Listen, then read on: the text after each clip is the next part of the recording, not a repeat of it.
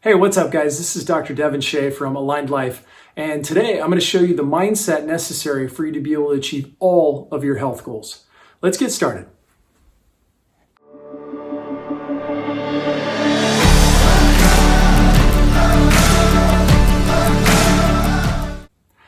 All right, what I want to talk to you guys about are the 4 stages of health consciousness.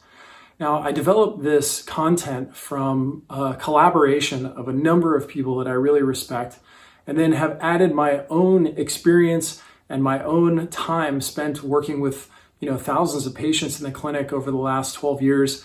And I'm really thinking that this is going to be some powerful content for you. So what I've learned from some of my mentors is in order for you to get to the next level of any area of your life, the first thing you have to focus on is your mindset.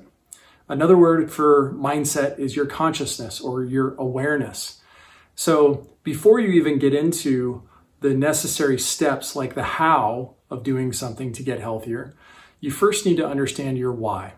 So your mindset must be developed first. And so these 4 stages are going to help you to understand where you are in relationship to your level of consciousness and how that will either empower you to get to a certain new level, or how you may have some limiting beliefs that are keeping you from being able to get to where you want to go. So the first stage of this is what I call your being in the stage of being a victim. And when you're in this victim mentality, you will often feel as if your health is outside of your control. Now, what are some things that I typically hear from people when they are in this victim stage? They'll talk to me about how, my health is totally dictated by my genes, right? There's no way I'm going to be able to change this, doc, because my genes, everyone in my family's got this, so I'm essentially going to have this, right? Or they'll identify very strongly with their physical body, meaning they'll talk to me about how my pain or my disease keeps me from being able to do certain things. And many times people, when they're in this victim mentality, they don't have very many opportunities. In fact, they feel that their physical body is actually restricting them from many things that they would like to do in their life. And how do I know this? Well, unfortunately, I speak from experience, because for each of these phases, I think I've had time periods in my life where I've been at each level. Personally, I've had a time period where I was disabled for a few months following a massive disc herniation and eventual surgery. And during that time period, I was very much in a victim mentality. I used the word, my pain is keeping me from being able to put my shoes on in the morning. My pain is keeping me from being able to do my job as a chiropractor. Those types of things were very prevalent in my language at that time. So oftentimes when you're working with someone who has a victim mentality, you'll be able to pick up on their thoughts and their belief systems just based upon the language that they're using. So victim mentality, we're feeling like our health is outside of our control. We're feeling like we identify very strongly with our body, not in a positive way, but in a negative way. And we're also feeling like the opportunities that we'd like to have are oftentimes restricted based upon the fact that we just can't do things because of our physical body. I believe that one of the most difficult stages to get out of is the victim stage, because to go from victim into the next stage up, you're dealing with the psychology of the person. Typically, when someone is in their victim stage, they, like I said before, identify very strongly with their body, but they're also gaining significance and certainty from their disease or from their injury.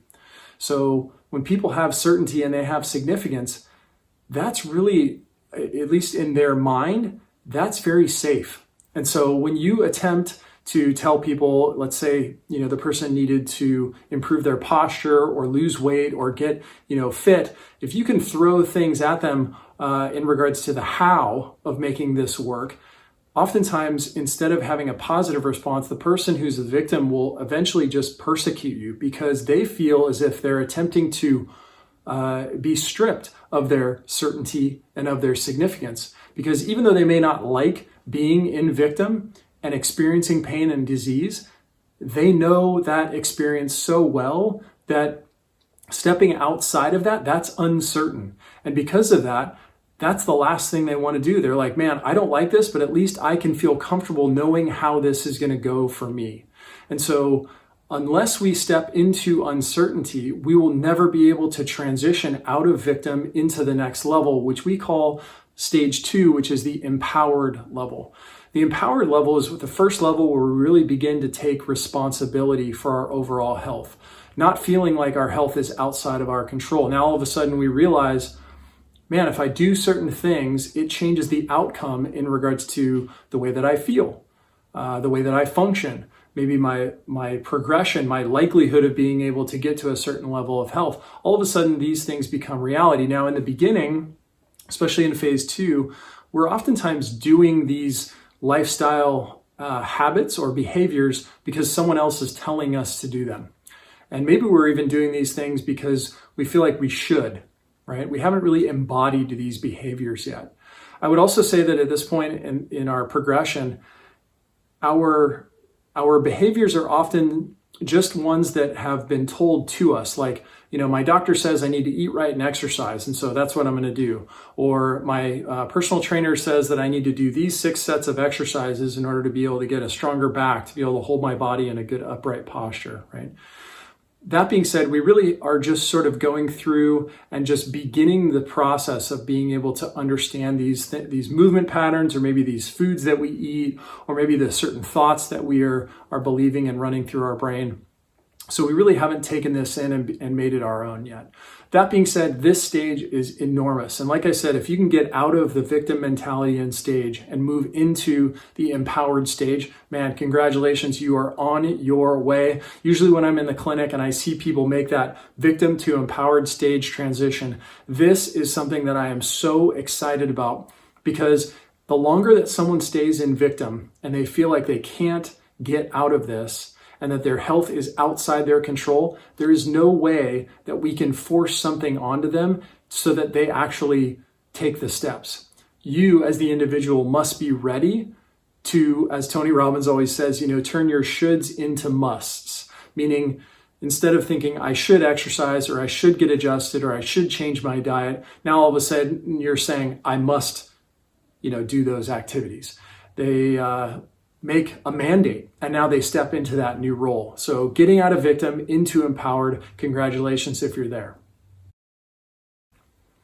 All right, guys, now let's talk about the third stage, which I call the intuitive stage. This is a massive leap in your consciousness moving forward in regards to your health. This is where we take conscious habits that have to be thought about in order to be able to be done, and we move those conscious behaviors into our subconscious mind. Now we're beginning to embody some of these behaviors. And it's less that we're doing things because people are telling us to do them, and more because we understand that our body is intuitively alerting us to what needs to be accomplished. So for example, let's say, I'm spending more time in front of my computer, or I'm doing more phone work, or I'm working from home.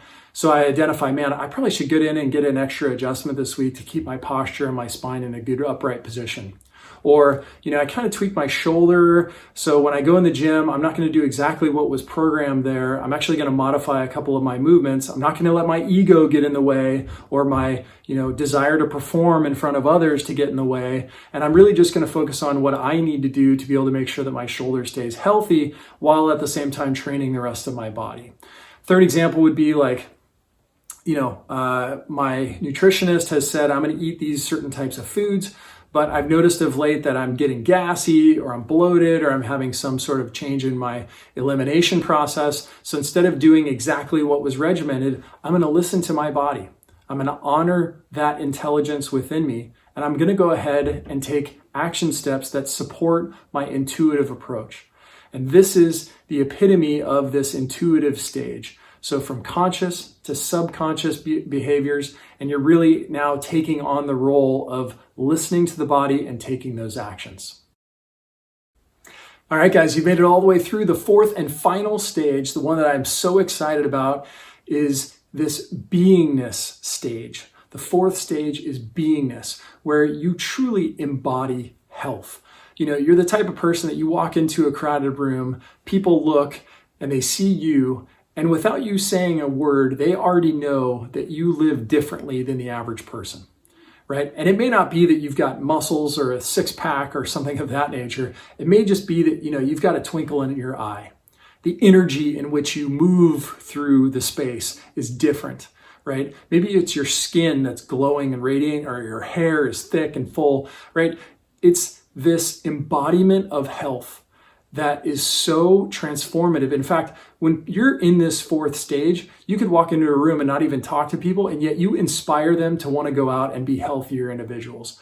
This fourth stage is the type of experience that it's more painful for you not to do your self-care activities than it is for you to go and do your self-care activities, right? It's like you have become these things so much that there is no thought process between your intuitive body signaling you to do certain things and you actually taking those action steps. And I'm excited for you guys to go through this experience, because once you've hit this fourth stage, this is where you can then take your attention away from being healthy, which I oftentimes hear from people. It's like, oh my God, I feel like I've got to have a second job for me to be able to just keep my health going. You take that, all that energy that's being put toward your health, and you can then divert it toward other areas of your life to then bring those levels up to where you want to be at this beingness. So guys, I hope that this has helped you to understand these thought processes. Please ask yourself, seriously, where am I at on these 4 stages? And then if you have questions about how to get to the next level, or maybe, what are the things that I would need to tweak in order to be able to, maybe level up a little bit, please guys, come and talk to me. I hope you've enjoyed this video. If so, make sure that you comment down below, give us a thumbs up, and make sure you subscribe. We'll look forward to seeing you guys next time. Thanks so much and have a great week.